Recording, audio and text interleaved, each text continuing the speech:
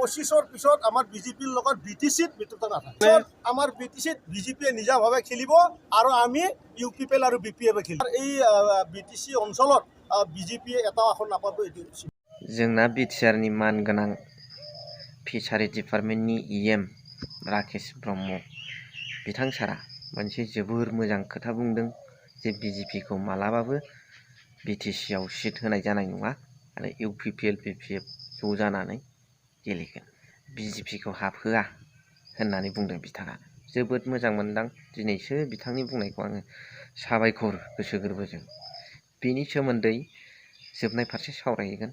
बिनि सिगां जे दिनै दुलाराय बर' फरायसा BSU एक्स भलन्टियार फर्स गसाइगावआव जानाय मोनसे माइनर गथ'फोरनि सायाव जे हानजायै जिनाहारि खालामनाय मुस्लिम सम्प्रदायनि सुबुंफ्रा बिनि सायाव धरना खालामनो थांनायाव माबादि जोंखौ प्रखाखना होबथादों आरो नंखाय फोरमान होदों बिनि सोमोन्दै दिनैनि भिडिअ'आव सावरायगोन। So' hello' everyone once again welcome back to the channel. दिनैनि गोदान भिडिअ'आव नोंथांमोन बयखौबो गोसो गोथारै बरायदों, लोगोसे आसा खालामो इसोरनि अननायाव नोंथांमोन बयबो मोजां दं। दिनै जन्माष्टमीनि बयखौबो गोसो गोथारै बरायहरबाय, लोगोसे जन्माष्टमीनि गाहाम हामलायनायखौ बयनिसिमबो जासिहरबाय। हेपि जन्माष्टमी। स' जोबोद दुखुनि बाथ्रा, जों ट्राइबेलफोरनि सायाव दिनै मानो प्रसासना जोंनि सायाव मानो एथ'ग्राब बिमा बाथुल नोजोरजों नायो फालाय।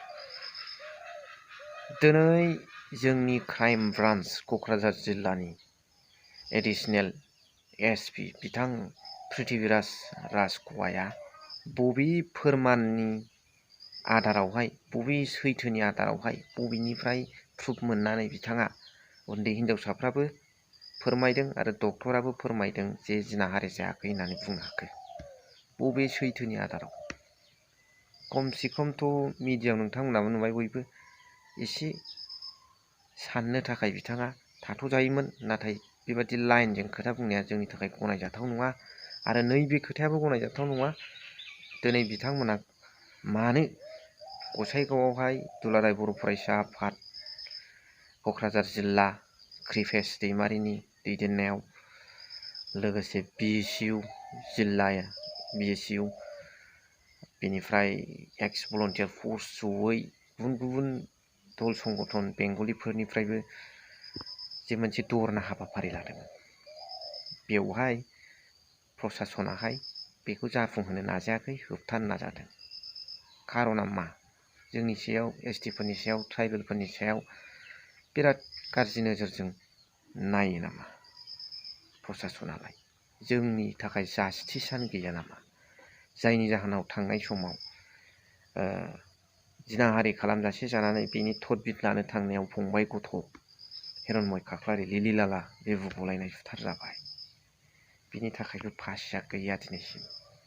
आरो दिनै नै गसाइगावआव माइनर 16 आरो 13 बोसोरनि उन्दैफोरखौ जिनाहारि हानजायै इसिबां लेट आरो इसिबां आन्दलननि गोनांथि। बे मोनसे जिनाहारिया जेनेरेल बयनिबो थाखाय बियो मोनसे बिराद गिदिर इस्यु आरो बे बिराद गिदिर क्राइम। बेबादिखौ जायगायाव खालथाव होनांगौसो। एसामिसफोरनि थाखाय जानायमोनलाय बेखौ लामायावनो फासि होबायमोन, गावथारबायमोन दहायनो। दा जोंनि थाखाय मानो बेबादि ट्राइबेलफोरनि थाखाय फर्स नङा? दा जोंनि सिथ्लायावनो बर'फ्रा गाव गावनि सिथ्लायावनो गुबुनारिफोरजों बे मुस्लिम सम्प्रदायनि सुबुंजों खिस्लानां गालां जाबाय।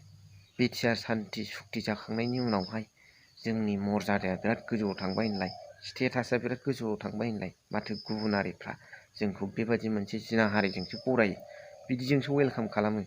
होमब्ला जोंनि स्टेटासआ बहा? जोंनि उथुमाय, बर'नि उथुमाय क'क्राझार बादियावनो, गोजोननि नोगोरावनो दिनै सान्थिया माथो गायसनजायाखिसै? सम बेबादि जाथाया बे एखे सम्प्रदायनि सुबुंनि मानसिफोरजों नाख्रेब जागासिनो दं। बेनि थाखाय मा बेबस्था लायो प्रमद बर' सार? नोंथाङाथ' सासे BTCनि खुंगिरि हिसाबै बेखौ दायथ' लानो हायो। राजनितिकआव थादों मालाय मा जानो, नोंथाङा सासे कमिटमेन्टजों फैनाय मानसि, कमिटमेन्टजों फैनाय दैदेनगिरि। गुबुनखौ आं मिथिया, नोंथाङाथ' हारिनि सासे रिभलिउसनारि। दिनै राजखान्थियारि बिर'धि दलखौसो सान्थिया सिफायदों सान्थि बंग खालामदों होनो दिनै सान्थिखौ सोर बंग खालामगासिनो दं मुस्लिम सम्प्रदायनि सुबुंफ्रा माबादि गुलाय गुजाय खालामनानै सान्थिखौ बंग खालामगासिनो दं बेखौबा जेबो बुंनो खुगायाव राव गैया बिर'धि दला माबा मोनसे मावोमोनसै 1 सेकेन्डआनो नाङा मिडियायाव होनाया अब्ला बिनि थाखाय मोनसेबो रावबो रिजनेल पलिटिकेल पार्टिफ्राबो जेबो बुंनो हाया आरो ओरै मोननाय नङाना भट बिनि थाखाय ना मारै सैथो आरो न्यायनि थाखाय जुजिग्राखौ इसोराबो दायथ' लायोनो जाय लिडारा गावनि बिबान दायथ'खौ दोनथ'नानैब्लाबो बेफोरबायदि जास्टिसनि थाखाय गारां फेदेरो बेखौनो इयुनाव रायजो राजाफ्रा भट होफिनो स' बिनि सायाव नोंथांमोन रायजो राजाफ्रा मा कमेन्ट हरबानो जाबाय लोगोसे जोंहा राकेश ब्रह्म सारा जोबोद मोजां खोथा बुंदों जे इउपिपिएल बिपिएफ खौसेयै बिटिसिखौ दखल खालामगोन रिजनेल पलिटिकेल पार्टियानो बाव बिजेपिया खुनु चान्स मोननाय नङा आरो खुनु सिटखौनो बिथांमोना दखल खालामनो हानाय नङा जोबोद मोजां खोथा बिजेपिनो मोनसेबो सिट होनाय जानाय नङा होननाया बिटिसिआव 2025লৈ আমাৰ বিজেপি আৰু ইউপিপিএলৰ মিত্ৰতা থাকিব বিটিচিত কিন্তু বিটিচিত 2025ত আমাৰ মিত্ৰতা নাথাকে আমাৰ বিপিএফ আৰু ইউপিপিএলৰ লগত হ'ব আৰু 25 পিছত নাথাকে 25ৰ পিছত আমাৰ বিজেপিৰ লগত বিটিচিত মিত্ৰতা নাথাকে মুঠতে খাটাং বিপিএফ ইউপিপিএল লগ লাগা অসমৰ মুখ্যমন্ত্ৰীক আকৌ মুখ্যমন্ত্ৰী কৰাৰ কাৰণে 2026ত যেহেতু যোনটো এটা পৰিৱেশ সেই পৰিৱেশটো ধৰি ৰখাৰ কাৰণে আমিও 15টা MLA ইউপিপিএল আৰু বিপিএফে মুখ্যমন্ত্ৰীক সাপোর্ট করার কারণে আমি অলরেডি রেডি করছি হাগ্রামা মহিলারি ডেপুটি চিফ হবনে আমার বিটিসিত বিজেপিয়ে নিজাভাবে খেলিব আর আমি ইউপিপিএল আর বিপিএফে খেলিব হাগ্রামা মহিলারি ডেপুটি চিফ হব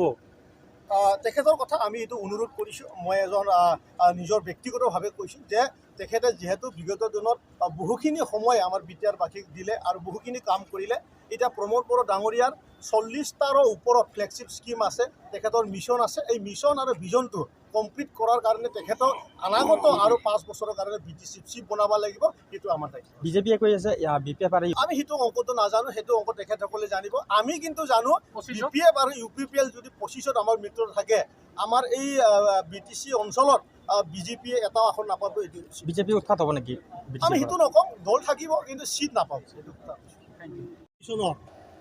অসমৰ মুখ্যমন্ত্ৰী ডক্টৰ হেমন্ত বিশ্ব শৰ্মা ছাৰক আকৌ অসমৰ মুখ্যমন্ত্ৰী কৰাৰ কাৰণে বিটিচিত বিপিএফ আৰু ইউপিপিএলৰ মিত্ৰতাটো অতি দৰকাৰ আৰু যেহেতু বিটিআৰ চুক্তিটো এতিয়াও পূৰণ হোৱা নাই আৰু শান্তি যাক লৈ পেলাই প্ৰমোদ বড়ো ডাঙৰীয়াই শান্তি ইয়াত স্থাপিত কৰিছে এইখিনি কাম কমপ্লিট নোহোৱালৈকে বিটিআৰৰ চিফ আগন্ত 2025ৰ পিছতো আমাৰ প্ৰমোদ বড়ো ডাঙৰীয়া থাকিব লাগে আৰু হাগ্ৰামা মহিলাৰী ডাঙৰীয়াই যেহেতু বিগত 15 বছৰৰ ওপৰত বিটিসি তেখেতে চাইছিলে বা বিটিসি মুৰব্বী আছিলে এই কাৰণে তেখেতে ডেপুটি চিফ দায়িত্বটো লৈ পেলাই আৰু অসমত যেহেতু বিধানসভা সমষ্টি আমাৰ বিটিআৰ অঞ্চলত 15টা হৈ গ'ল 15টাও আমাৰ ইউপিপিএল আৰু বিপিএফে লৈ পেলাই এটা ভাল স্থান আমাৰ হাগ্ৰামা মহিলাৰী ডাঙৰীয়া কেবিনেট এটা মিনিষ্ট্ৰি দিব লাগে সেইটো মোৰ ব্যক্তিগত এটা ভিউ আৰু